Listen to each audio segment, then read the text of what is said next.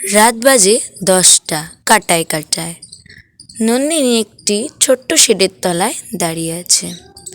একটি ছেলে রাজ অফিস থেকে বাড়ি ফিরছে, একটি ছাতা হাতে। ওই সময় কোনো গাড়ি নেই, ঝমঝমিয়ে বৃষ্টি পড়ছে।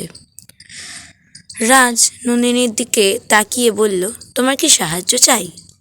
নন্দিনী প্রথমে একটু ইতস্তত বোধ করলো।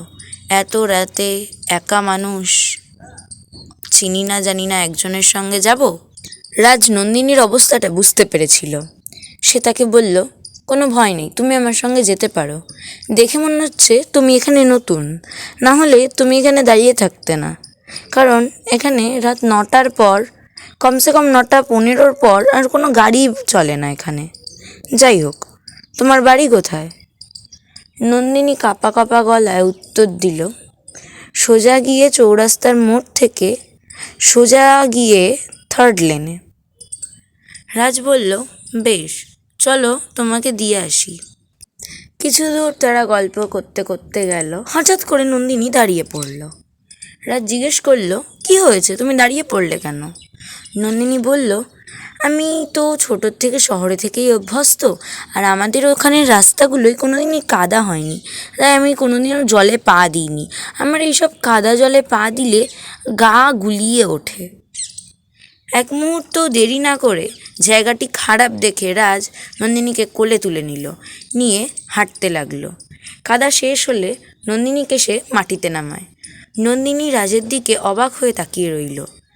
সে জিজ্ঞেস করলো, আচ্ছা, তুমি আমাকে চেনোও না, আমিও তোমাকে চিনি না, তাহলে তুমি আমাকে এভাবে তুললে, লোকে কি বলবে?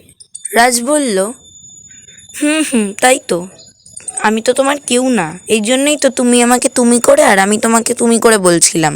So we are friend. তারা হাসির খেলায় মেতে পড়ল। বেশ গল্প করতে করতে নন্দিনীর বাড়ির সামনে চলে এলো তারা। নন্দিনী বলল, আসো, ঘরে এসো।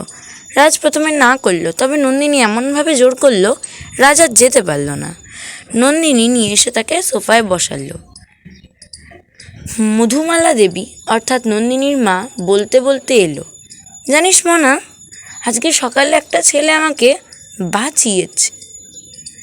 যেই সে সোফার সামনে এসছে, সে তো একেবারে ভূত দেখার মতো করে লাফিয়ে উঠেছে, কারণ সে দেখলো রাজ সোফায় বসে আছে, আর সকালে যে তাকে বাঁচিয়েছে সেটার কেউ না, রাজই ছিল। ঠিক ওই সময় বাইরে থেকে কুকুর ডাকছিল, আর একজন বলে উঠল, বলে, মা, তোকে যে আমি বলেছিলাম বাইরে বেরিয়ে যাকে সবার প্রথমে দেখবি তাকেই তোর ঘরে আনবি, এনেছিস? নন্দিনীর মা কিছুক্ষণ ভাবলো, তারপরে আস্তে আস্তে বলল, সোফায় যেই ছেলেটি বসে আছে তাকে আমি প্রথম দেখেছি, কিন্তু সে কি রাজি হবে নাকি তার পরিবারও রাজি হবে? ঠিক ওই সময় পেছন দিয়ে দুজন লোক বলে উঠল, আমরা রাজি আছি। রাজ দরজার দিকে তাকিয়ে দেখল তার মা এবং বাবা।